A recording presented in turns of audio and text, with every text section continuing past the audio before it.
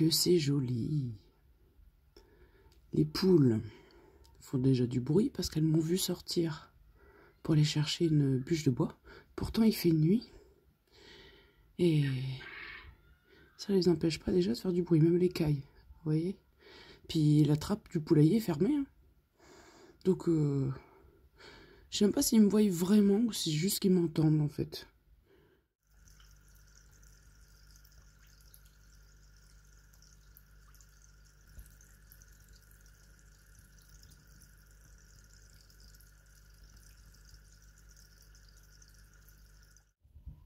Coucou.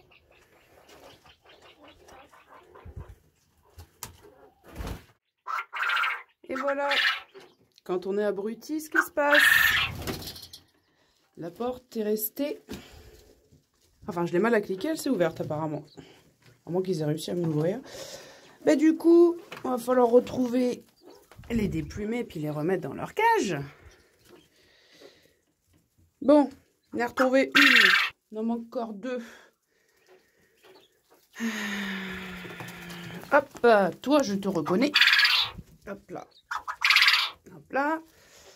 Allez, il manque une femelle et le mâle. Le mâle, je suis à peu près convaincue que c'est lui. Ouais, c'est toi. Allez, il manque plus qu'une femelle. Si c'est ma femelle pas très déplumée, ça va être un peu plus dur à repérer. Attendez, je vais fermer la porte.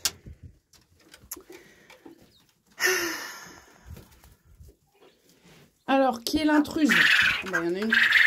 Oui, oui, oui. Allez, tu viens?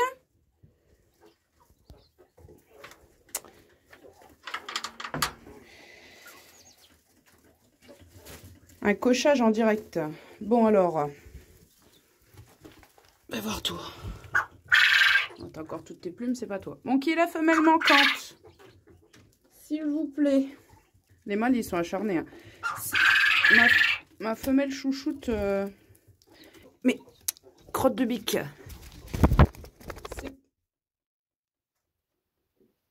Je suis même pas sûre parce que... Mais non! Bijoute! Il manque un peu de plumes là. Mais non, regardez, il n'y a pas beaucoup de points au poitrail. Ça, c'est impossible que ce soit elle. Je sais pas. Je ne retrouve pas la dernière femelle manquante, celle à qui ne manque pas de plumes. Enfin, pas beaucoup. Alors ça, c'est ballot, hein. Franchement, bah ouais, bah quand on est bête, quand on fait mal les choses, avec ses deux yeux pour pleurer. Coucou Bijoute. Ah ben, la caille blanche, c'est un garçon. Je peux vous la tester. Alors, est-ce que c'est un signe du destin, comme quoi il faut que je change mes reproducteurs? Des fois, je me demande. Donc, de toute façon, ce que je comptais faire, c'est garder quelques femelles au sol. Je réfléchissais à ça. Alors, bien sûr, jusque début mars, grand maximum, puisque après, il y aura les poussins et tout qui viendront. Parce que là, l'hiver, c'est compliqué, mais vers le printemps, ça peut intéresser des gens d'avoir des cailles femelles. Là, l'hiver, c'est pas trop la priorité des gens de prendre des cailles, parce que s'ils n'ont pas un bâtiment un petit peu abrité, prendre des cailles pour pas avoir de ponte, c'est un peu bête. Donc, ça n'intéresse pas forcément tout le monde. Eh ben oui, ben, hein. Bon, je vais bien la retrouver. Je prendrai une lampe puissante pour... essayer d'analyser... Ah, mais à chaque fois, je m'oriente sur elle, mais... Oh.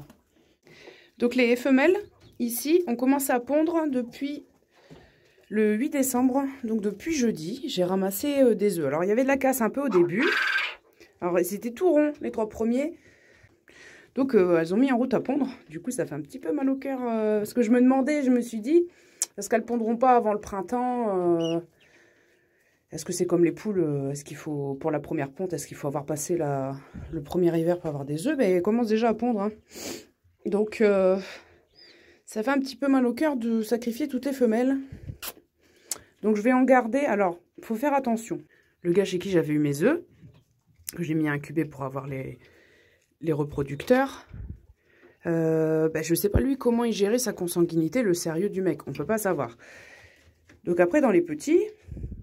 selon le degré de consanguinité. Parfois, vous pouvez voir la tête, le port du cou, qui est un peu de travers, ou vous voyez au niveau de la posture que il y a quelque chose d'un peu dérangeant, donc il ne faut pas prendre ces individus-là, il ne faut pas garder ceux-là en tout cas. Et donc effectivement, je me disais par exemple, regardez, ça c'est un mâle. Là, il y a une grosse femelle. Ben, les mâles, effectivement, sont plus fins. Donc ça, c'était une réflexion que je m'étais faite. Et donc quelqu'un m'a confirmé que c'était ça. Et donc là, on est dimanche. Lundi, j'ai fait mon nettoyage ici que lundi, hein, le nettoyage au sol. Et j'ai vu une caille morte derrière l'abreuvoir. Et je me suis dit, mon Dieu, j'espère qu'il n'y a pas un problème. Bon, il n'y a plus d'autres soucis. Donc tout simplement, je ne sais pas si c'était la veille au soir à l'extinction ou le matin même à l'allumage de la lumière. C'est surtout le matin quand on allume le pire. Je pense que la femelle a dû s'envoler et se claquer ici, sous la planche. Parce que dans leur moment de folie, quand ils voltigent dans tous les sens, là parfois il y a des accidents. Et je pense que c'est ce qui est arrivé. C'était une des deux plus grosses femelles, Caille Isabelle. Donc morte comme ça. De toute façon, vous ne mangez pas un animal qui est mort, à moins d'être sûr que c'est une cause accidentelle, une cause physique, mécanique, et d'avoir vu l'accident se passer. Si vous avez vu l'animal se claquer de toutes ses forces quelque part et être mort sur le coup, bon là, ok. Mais s'il est mort, vous n'êtes pas sûr à 100% que ce soit ça, que ce soit pas dû à une maladie ou autre, généralement, vous ne mangez pas les animaux qui sont morts. Il faut vraiment qu'il y ait eu un accident, que vous ayez été témoin de ça et que vous sachiez que l'animal est mort vraiment d'une cause autre qu'une maladie, que vraiment tout risque soit écarté. Puis de toute façon, pour saigner la bête, après c'est un peu compliqué, hein, à moins d'avoir pris l'accident sur le fait et puis d'intervenir tout de suite pour déjà être sûr que l'animal soit mort. Mais donc bref, à de rares exceptions près, l'animal il est mort, vous l'enterrez, point. Pas de consommation d'animaux morts, hein, que vous n'ayez pas tué vous-même.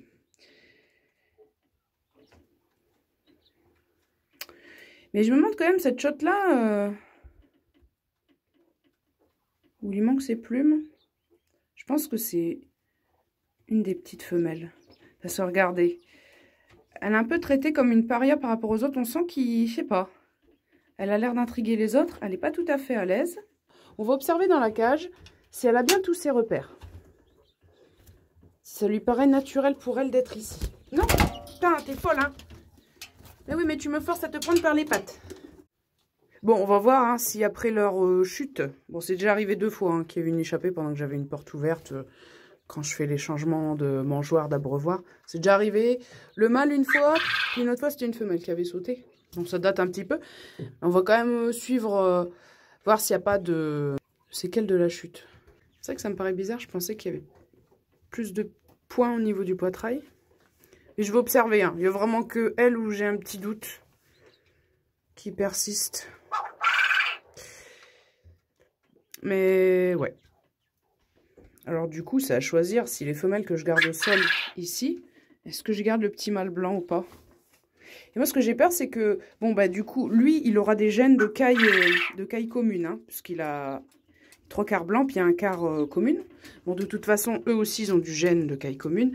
Mais voir ce que ça donne en génération 2, c'est vrai que je me pose des questions, ça m'intrigue un petit peu.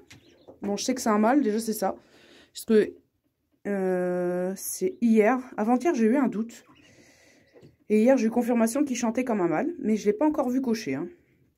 Enfin, j'ai pas encore pris sur le fait. Donc, il aurait des gènes de caille commune. Et est-ce qu'il donnerait une grande proportion de petits albinos comme ça? Ben oui, vous gênez pas sur mes chaussures, bien sûr. Et donc, les seules femelles que je garderai, ouais, je garderai peut-être une femelle commune ou pas. Si ça intéresse des acheteurs qui veulent l'acheter moins cher, comme je vends les communes moins chères, je sais pas. Mais le problème, c'est qu'après, si je récolte les œufs, je sais pas encore ce que je vais faire. En tout cas, c'est les femelles Isabelle que je vais garder. Donc lui, ce beau mâle, là, il est tout couleur caramel. Il est pas mal non plus, mais bon. La seule chose, c'est que je regarderai vraiment le port du cou, l'attitude, la démarche, voir si vraiment il n'y a pas l'air d'avoir des petites séquelles de consanguinité. Et je sais pas encore si je garde un mâle. Parce que c'est vrai que si je garde que des femelles, elles sont tranquilles, pépères. Il n'y aura pas de dispute, pas de cochage intempestif, mais bon. Donc lui, il me donnerait forcément des petits. Caille couleur commune, ou alors albinos, je sais pas. C'est un peu pour la curiosité de l'expérience. Je sais pas du tout. En tout cas, c'est un mâle, au moins je suis sûre de quelque chose. Quand vous voyez ce chant perçant, il n'y a pas de doute là-dessus, quoi. Et oui, alors je disais, j'ai peur que les générations qui suivent, si j'ai des cailles de plus en plus claires, qui ont de moins en moins de petits points, de petites taches, j'ai peur qu'avec les coloris, ça devienne un peu difficile de sexer. À moins d'attendre vraiment l'âge de reproduction et de voir par rapport à leur chant et à leur comportement qui est un mâle, qui est une femelle. Parce que, par exemple, j'ai des petites cailles Isabelle où il y a vraiment des petits points noirs sur la poitrine. Il n'y a vraiment aucun doute pour le sexage. Mais parfois, il n'y en a plus beaucoup et on a comme un petit doute, quoi. Pas vraiment sûr pour pouvoir déterminer le sexe.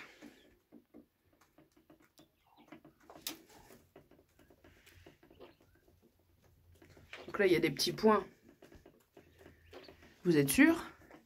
Il y en a d'autres, c'est un peu moins flagrant. Donc si vous gardez de plus en plus des couleurs un peu originales, blanc comme ça, ou comme ce petit mâle tout roux, vous savez pas, lui, c'est bébé, femelle, ce que ça va donner. Si ça donne des femelles un peu rousses, vous allez peut-être les prendre pour des mâles. Donc c'est ça le souci. C'est que d'un côté, vous avez les couleurs qui deviennent vraiment intéressantes. Mais par contre, ça va un peu vous compliquer la vie quand vous sortez du type d'origine pour le sexage, quoi. Si vous êtes comme moi, que vous vous fiez que aux couleurs, quoi. Si vous ne faites pas au cloaque, ça va être compliqué. Donc lui, je sais pas. On garde pas. Donc de toute façon, c'est demain que je vais devoir me décider. Et là, on n'a pas l'air à l'aise-blaise quand même, hein. Alors parfois, ils ont cette attitude-là parce qu'ils vont pondre. Mais je sais pas.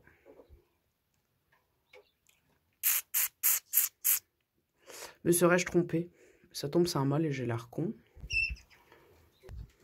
Qu'est-ce qu'il y a, mon bibouche? Ça n'a pas l'air d'aller quand même. Dis, je me suis trompée, c'était pas toi qu'il fallait prendre. Bon, allez. Écoute, dans le doute, te mets avec les copains, puis j'y verrai plus tard si c'est bien toi ou pas. Bon, je prendrai une lampe puissante, puis j'analyserai vraiment le plumage. Comme par hasard, forcément, c'est la femelle que j'ai du mal à reconnaître par rapport au manque de plumes. Donc après, ça peut vouloir dire aussi que c'est peut-être pas une bonne pondeuse ou que le mâle ne la coche pas beaucoup, pour X raisons. Bon, elles pondent toutes quand même parce que il y a des jours, j'ai 5 œufs. Il y en a même une qui pond 2 fois, donc je sais pas. Normalement, le mâle, il arrive à voir apparemment quand une femelle pond pour la cocher. Mais c'est vrai que comme elle n'avait pas beaucoup de manque de plumes, surtout comparé aux autres, c'est-à-dire que le mâle semble pas trop s'y intéresser. Alors, est-ce que de toute façon, c'était le bon plan de la garder? Je sais pas. C'est pas du tout. Bon, allez. On va ouvrir tout le monde. Ben, en fait, je me tâte vraiment de savoir si je change les reproducteurs. Puis là, ça me fait me questionner encore plus, je sais pas. De toute façon, si je garde le petit mâle blanc, moi, j'aurai toujours cette option. De toute façon, le gars d'avant, je sais pas trop comment il gérait sa consanguinité. C'est vrai qu'à la base, je préférais choisir les femelles et garder et prendre un mâle qui viendrait d'ailleurs, mais je sais pas. C'est pas du tout. Alors, ça c'est les pièges, avec les tops. Il y en a là. Il y a là, là-bas c'est une plaque. Il y en a un vers le bassin. Et bon, j'espère ne froisser personne, mais on a chopé une top. Enfin, mon père a chopé. Parce que avec maman en ce moment, j'arrivais même pas à écarter la pince pour mettre le petit domino au milieu pour activer le piège. J'y arrivais même pas. Alors bon, tout le mérite revient à mon père. Et alors une top en moins. Mais bon, on n'a pas fini, hein. Coucou les bijoutes. Oui. Voilà. Ouais, il n'y a pas de jaune d'œuf aujourd'hui. Il y en a eu un jour sur 2. Ils en ont eu hier. Regardez-moi ça, le gros pépère. T'es beau, toi, hein? T'es le chef, hein? Il est costaud. Ah, puis je voulais montrer lui, là. Fais voir! Avec ses points noirs sur le poitrail. Donc ça, c'est des gènes qui viennent de Chéri. Un de ses frères qui était... Alors après, le gars chez qui j'ai eu les œufs, il avait tellement de poules et de coqs, c'était pas forcé, on pouvait pas être sûr que c'était... Tous n'étaient pas frères et sœurs, hein. Mais apparemment, il devait être frère avec celui qui avait des beaux poids au niveau du poitrail. Et il y en avait un autre aussi, avec des poids plus marqués, mais j'ai pas la photo. C'était même d'ailleurs peut-être un peu plus proche de ça. Et donc, ouais, les gènes qui viennent de Chéri, là, ces petits pois noirs. Marron orangé avec des pois noirs devant. C'est assez sympa. Niveau morphologie, celui qui me fait penser à Chéri, c'est lui. Je sais pas. Ses attitudes et tout, il m'y fait un peu penser, quoi. Ah oui, alors avant d'ouvrir les poules, là je suis en pleine réflexion parce que la semaine prochaine ça va cailler encore plus que cette semaine. Comme je mets vitamines, produits anticoccidios, ça fait de la mousse. Sauf que quand le bac il était bien gelé, 2 matinées où il était bien gelé, donc le bac était gelé. Et au milieu, au niveau du bulleur, ça avait fait un dôme de mousse congelé. Donc il a fallu que je casse ça. Bon après ça s'est pas reformé, mais ce qui me fait peur c'est que la semaine prochaine, il y a 2 jours où ça va pas dégeler en fait. Même le jour, tout va être négatif. Ça va être entre -2, -5 jours et nuit pendant 2 jours. Donc je me tâte quand même de ce que je vais faire. Est-ce que je prends le risque de laisser en bac avec le bulleur ou est-ce que, comme j'ai retrouvé le cordon chauffant, est-ce que je mets pas le cordon? Dès qu'on met du produit traitant dedans, ça fait de la mousse et c'est un peu gênant. S'il n'y avait pas cet aspect mousse, bon, au milieu, il resterait toujours un trou non glacé. Mais bon, je suis toujours en réflexion là-dessus, je sais pas. C'est pas du tout. Je vais voir. Donc je leur donnais aussi les coquilles d'œufs, mais autant les poules elles le mangent, mais eux ça les intéresse pas plus que ça. Ça vous intéresse pas vous, hein? Non. Vous voulez pas avoir des os solides? Hein? Lui. Je sais pas pourquoi il me fait penser à Chéri quand il était chaud. Chéri il avait vraiment cette allure. Bon allez on va ouvrir les poulettes. J'avais une citrouille en train de se gâter. Et un pâtisson qui était en train de devenir tout noir. Vous voyez? Donc j'ai pris un gros couteau. Je m'en suis servi comme une machette. Puis j'ai cassé ça. Donc le pâtisson je l'ai cassé en 3. Je sais pas où est le tronçon central. Et puis les potirons en 2. Donc ça va, ils ont bien mangé. Les grains, etc. L'année dernière quand j'avais moins de poules, ça n'avait pas l'air trop leur plaire. Mais là c'est un peu l'effet de groupe. Et du coup, comme certaines poules se jettent dessus, les autres elles suivent aussi, elles se disent oh je vais plus en avoir si j'y vais pas. Donc ça va. Ça a quand même eu son succès. Allez, allez.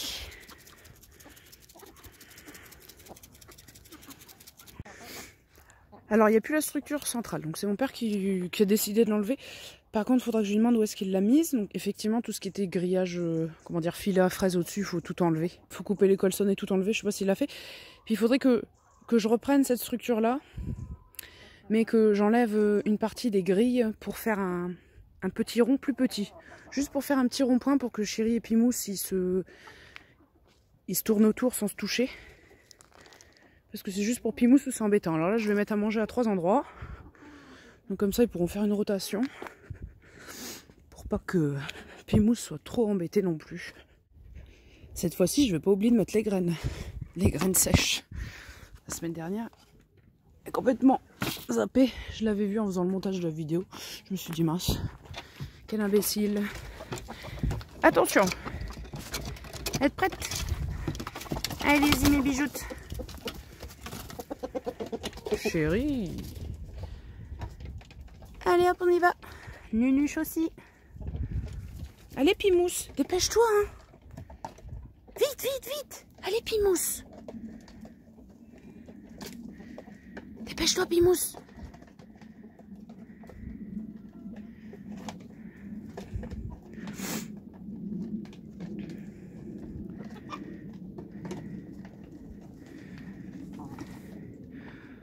Heureusement que Chéri c'est grande gueule petit bras. Parce que il fait toujours des intimidations, même avec moi. Mais il va pas jusqu'au bout. Hein.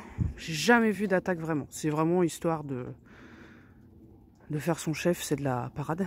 Et c'est marrant parce que leurs plumes au niveau de la queue, ça pousse vraiment là. Hein. Elles sont très longues. Elles commencent vraiment à avoir une allure de coq. Sauf que quand ils font des mues, bon j'ai pas encore expérimenté, hein, les coques c'est la première année. Quand ils font des mues, hein, c'est un peu retour à zéro, je crois qu'ils perdent tout. Puis il faut attendre que ça repousse. Mais bon, là vraiment, au cours de l'hiver déjà, on va voir les plumes pousser de plus en plus. Quelle bonne petite salade! Coucou chérie! Oh, tu m'intimides pas ce matin, c'est bien? Il est toujours en train de chouiner. Attendez, je vous pique une salade. Oui, oui, Gloussette. Elle est intéressée dès que je tiens quelque chose et tout. Elle se dit, oh, si maîtresse, elle tient quelque chose, c'est que ça a l'air particulièrement intéressant. Après, c'est vrai que c'est plus agréable pour elle quand je le tiens. Oui, mais non, c'est pour Pimousse. Ne t'en déplaise, chérie. Pimousse, je viens à toi. Faire une offrande. Et Gloussette, elle suit toujours, hein, bien sûr. Tiens, Pimousse. Regardez-moi ce trouillard, là. Elle vient manger avec les poules.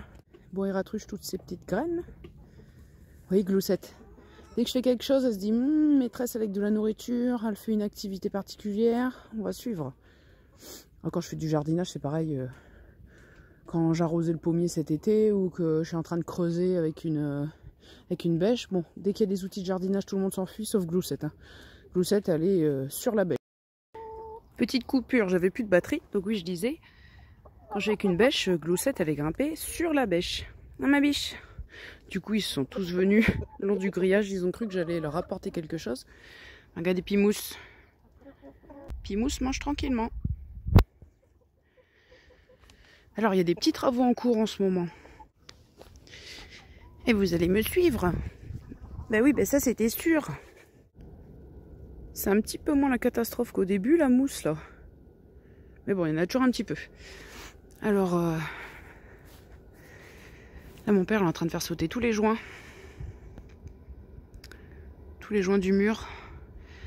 Après, il retravaille les briques à la meule, puis il rejointe. Donc ça, il l'avait déjà fait.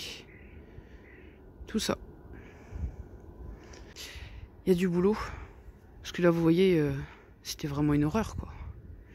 Et les briques de l'appui de fenêtre sont vraiment affreuses. Je m'approche pas trop parce qu'il n'y a que de la poussière de briques, là. Là, vous voyez, c'est affreux. Donc là, vous voyez pas avec l'échafaudage, c'est pareil. Et puis après, il met des briques toutes propres. Alors, il y a un problème auquel on pensait pas forcément.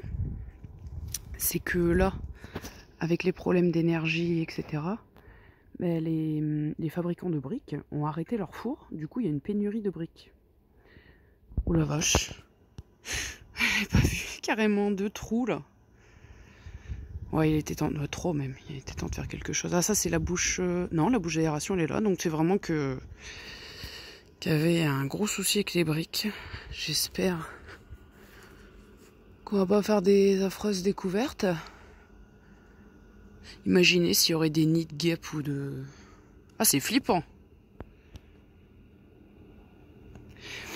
Bref, donc il y a des magasins où il n'y a plus de briques. Alors, vaut mieux être sûr d'avoir les briques avant de faire sauter les briques de l'appui de fenêtre.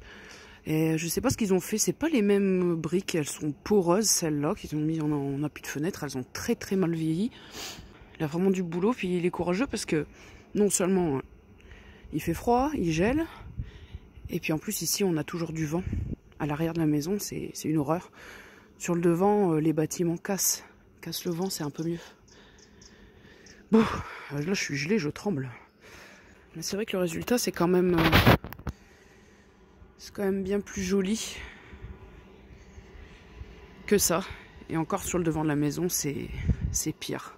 Parce qu'ils avaient démonté, enfin les gens d'avant, ils avaient démonté des infrastructures, des structures qui étaient contre la maison. Ils ont bouché au ciment, la truelle, n'importe comment. Enfin, c'est une catastrophe. Puis il y a des endroits, alors ici notamment, c'était encore, vous voyez, c'était du sable...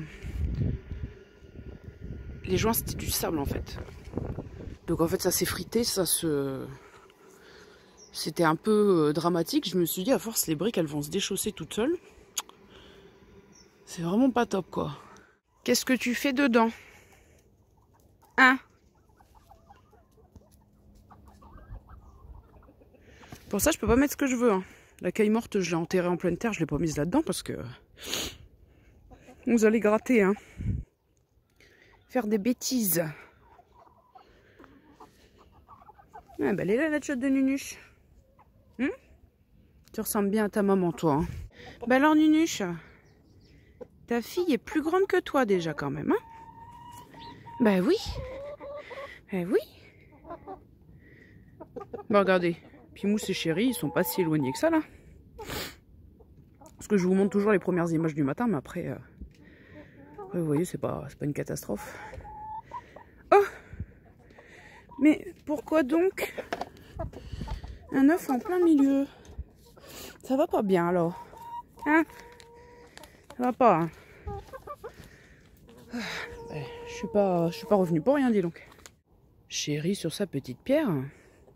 Alors, pour une fois, je vais vous clore la vidéo avec une pensée du jour. Olivier de Kersauzon, bon, je l'ai pas lu, hein, mais bon, elle vient de sortir un livre et puis quelqu'un en a lu un petit extrait que j'ai bien apprécié puis qui m'a fait penser certains youtubeurs de la sphère autonomiste notamment.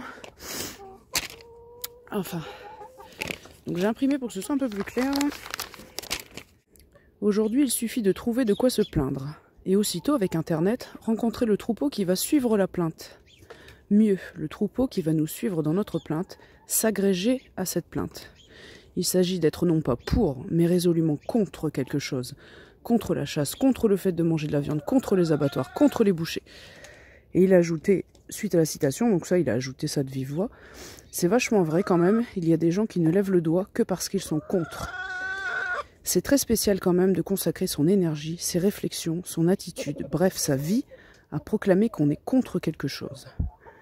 Donc là il semblait quand même viser les gens qui se consacrent vraiment à une cause, contre laquelle ils sont résolument contre. Mais ça me fait penser à certaines personnes qui adorent se filmer la tête en gros plan et passer toutes leurs vidéos à faire des coups de gueule, des critiques, sans aucune nuance de quoi que ce soit. On est contre, telle chose, c'est que ça. C'est que du je crache mon venin et puis prenez donc votre dose, sans aucune nuance, sans aucun élément de réflexion, ou des idées balancées comme ça, sans vraiment peser le pour et le contre, la réalisation éventuelle de certaines soi-disant bonnes idées. Je trouve que ça devient toxique. Les gens en commentaire boivent toutes ces paroles et s'en repaissent. Dans la vie, c'est pas tout noir ou tout blanc. Il faut essayer de trouver des éléments de réflexion. Ou même quand on balance soi-disant des bonnes idées que tout le monde serait censé appliquer, il faut réfléchir à la possible mise en place de ces idées et éventuellement les conséquences négatives que ces idées pourraient aussi engendrer. Mais vraiment ce que je déteste par-dessus tout, c'est cette mode de se filmer en gros plan puis de balancer coup de gueule sur coup de gueule, de faire preuve quasiment uniquement de cynisme et d'ondes négatives en permanence. J'ai un avis très critique sur beaucoup de choses, j'ai beaucoup de pensées négatives, mais je choisis pas de baser mes propos et mes contenus là-dessus, quoi. Donc ça, c'est un choix personnel qu'on fait. Et faut toujours garder une certaine objectivité et pas s'empêcher de réfléchir aussi par soi-même. Toujours de la nuance. Tout n'est pas tout noir ou tout blanc. C'est généralement plutôt gris. Il y a tout un tas de nuances entre deux. Là, c'est pour rester dans des faits généraux. Mais bon, il y a des gens qui ont quand même beaucoup d'influence, beaucoup de gens qui les suivent, et que je trouve plutôt toxiques. Et puis, ben nous, il va falloir qu'on change la guirlande. Je l'ai installée cette semaine ici, le long du bâtiment, histoire de ne pas grimper sur une échelle en pleine nuit. Il va falloir qu'on la passe sur la face de la maison. Et d'habitude, on met une deuxième guirlande donc le long du bâtiment, mais là, non. La guirlande du bâtiment, on la met devant. Et à la place, le long du bâtiment, c'est quasiment la même, mais sauf que les lucioles sont 2 fois plus espacées. Mais là, on va pas la mettre, on fait quand même des économies. Mais c'est quand même Noël. C'est un peu le seul intérêt des longues nuits froides d'hiver, c'est quand même d'avoir des jolies loupiottes, un peu de lumière et de gaieté. Donc on réduit la plage horaire d'allumage. Et on n'en met qu'une, mais... Pouf, je tremble. Mais on fait quand même un petit truc pour nous réchauffer le cœur. Surtout quand on rentre le soir du boulot, voir des petites lumières, ça fait du bien. Bah allez, à plus.